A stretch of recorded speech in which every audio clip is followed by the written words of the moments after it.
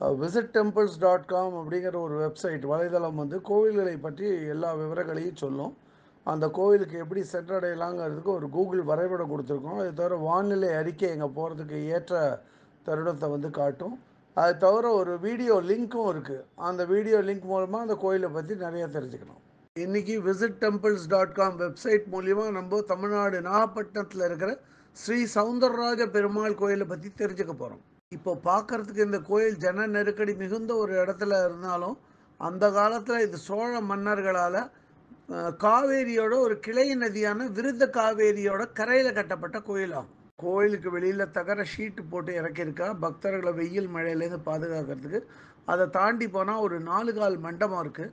அந்த 4 கால் மண்டபத்தோட மேல் பக்கத்தில் பார்த்தா சங்கு சக்கரம் தெங்கலை திருமண் ஸ்ரீச்சரணம் அதோட 2 ஓரத்துலேயும் கருடாழ்வார் ஆஞ்சநேயர் விக்கிரகங்கள் இருக்குது. பார்க்கறதுக்கு ரொம்ப கண்கவரும் விதமாக இருக்குது. இந்த கோவிலோட கோபுரம் கிழக்கு நோக்கி அமைஞ்ச கோபுரம் 7 அடுக்கு கொண்ட கம்பீரமான ராஜகோபுரம். ராஜகோபுரத்தை கடந்து போனால் இடது பக்கத்தில் புஷ்கரணி இருக்குது. கோவில் அதிகாரிகளை பாராட்டியே தீரணும். புஷ்கரணியை ரொம்ப தூய்மையாகவும் சுத்தமாகவும் வச்சுருக்கா. அந்த புஷ்கரணியை சுற்றி வாத்து அன்னம் இதெல்லாம் இருக்குது. பார்க்குறதுக்கு ரொம்ப கண்கவரும் விதமாக இருக்குது. குழந்தைங்களுக்கு இதை பார்த்தா ரொம்ப பிடிக்கும். அதே மாதிரி வலது பக்கத்தில் கோஷாலா இருக்குது. கோஷாலாவும் இதே மாதிரி ரொம்ப தூய்மையாக பராமரிக்கப்படுறது. இந்த இடத்துல பல தூண்களை கொண்ட ஒரு மண்டபம் இருக்குது. அந்த மண்டபத்தோட மேல் பகுதியெல்லாம் கூட ரொம்ப அழகாக பல நிறங்களில் வர்ணங்கள் தீட்டி பார்க்க ரொம்ப நல்லா இருக்குது. இதுக்கு பக்கத்திலே ஒரு துவஜஸ்தம்பம் ஒரு பலிபீடம் ஒரு கருடாழ்வார் சன்னதி இருக்குது. இவைகள் எல்லாத்தையும் மூலஸ்தானத்தை பார்த்தவாறு அமைச்சிருக்கா. இவைகளுக்கு பக்கத்திலே தனியாக ஒரு சன்னதி இருக்குது. அந்த சன்னதி வரராஜ பெருமாளோட சன்னதி. அதுக்கு பக்கத்தில் ஆழ்வார்களுக்கு ஒரு சன்னதியும் ஆச்சாரியான்களுக்கு இன்னொரு சன்னதியும் வச்சுருக்கா. வைகுண்டநாதருக்கு தனியாக ஒரு சன்னதி இருக்குது. வைகுண்டநாதர் சன்னதியில் அவர் வடக்கு நோக்கி இருக்கார். அவரோட சன்னதிக்கு வெளிப்பக்கமாக மேலே ஒரு திருமண் ஸ்ரீச்சூர்ணம் சங்கு சக்கரம் அதோட 2 ஓரத்துலேயும் 2 கருடாழ்வார் விக்கிரகங்களை வச்சுருக்கா. பார்க்கறதுக்கு ரொம்ப ரம்யமாக இருக்குது. இந்த கோயிலோட மூலஸ்தானத்தில் மகாவிஷ்ணு ஸ்ரீ சவுந்தரராஜ பெருமாளா கிழக்கு நோக்கி நின்ற கோலத்தில் ஸ்ரீதேவி பூதேவியோட காணப்படுறார். இங்கே இருக்கிற உற்சவமூர்த்தியோட பேரும் ஸ்ரீ சவுந்தரராஜ பெருமாள் தான். அதை தவிர சந்தான கோபாலகிருஷ்ணனா ஒரு குழந்தை விக்கிரகமும் இங்கே இருக்குது. அடுத்தது தாயார் சன்னதி. தாயார் சன்னதியை நோக்கி ஒரு பலிபீட துவஜஸ்தம்பம் இருக்குது. தாயார் சன்னதி வாசல்லையே 2 துவாரபாலகிகள் விக்கிரகம் இருக்குது. அதை தவிர தாயார் சன்னதி வாசல்லாம் தங்க தகடு படித்து சும்மா தக தகன்னு பார்க்கவே ரொம்ப மின்றது.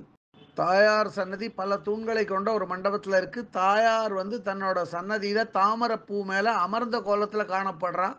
தாயார் சன்னதியோட சுற்றுச்சுவர் மொத்தத்துலேயும் வந்து அஷ்டலக்ஷ்மியோட படங்கள்லாம் வரைஞ்சி பார்க்கறதுக்கு ரொம்ப ரம்யமாக இருக்குது.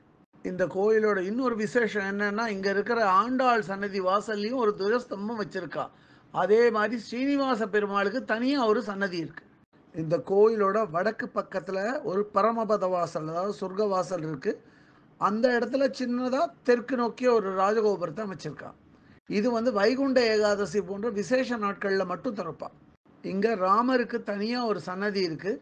ராமர் சன்னதி பக்கத்திலேயே பக்தர்கள்லாம் சேவிக்கும் விதமாக ஒரு ராமரோட பொற்பாதங்களை வச்சுருக்கா. அதுக்கு பக்கத்திலேயே வந்து வீர ஆஞ்சநேயருக்கு தனியாக ஒரு சன்னதி இருக்குது. இங்கே ஸ்ரீ சவுந்தரராஜ பெருமாள் கிடந்த திருக்கோலம் மற்றும் சேனை முதல்வருக்கு தனித்தனியாக சன்னதி இருக்குது. இந்த சவுந்தரராஜ பெருமாள் கோயில் 108 திவ்ய தேசத்தில் 19வது திவ்ய தேசமாக கருதப்படுறது. இது வந்து சோழ மன்னர்களால் முதல்ல ஆரம்பிக்கப்பட்ட கோயிலாகும். ஆனால் சோழ மன்னர்களுக்கு பிறகு வந்த பல்லவர்கள் தஞ்சாவூர் நாயக்கர்கள் தஞ்சாவூர் மராட்டிய மன்னர்கள் இவாளெல்லாம் இந்த கோவிலை எடுத்து கட்டி இந்த நிலைக்கு இன்னைக்கு கொண்டு வந்திருக்கா. இந்த கோயிலோட ஸ்தல விருட்சம் மாமரமாகும்.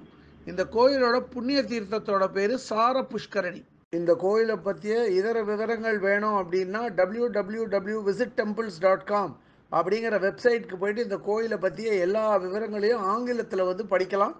இல்லை பிற பாஷைகளில் வேணும்னா அதிலேயே மொழிபெயர்க்கிற வசதியும் இருக்குது. அப்படியே மொழிபெயர்த்து அவாவா பாஷைக்கு தகுந்த மாதிரி படிச்சுக்கலாம். அதை இதுவரை இந்த காணொலியை கண்டும் கேட்டும் மகிழ்ந்த பக்தர்களுக்கு visittemples.com சார்பாக ராகவாச்சாரியின் நன்றிகள்.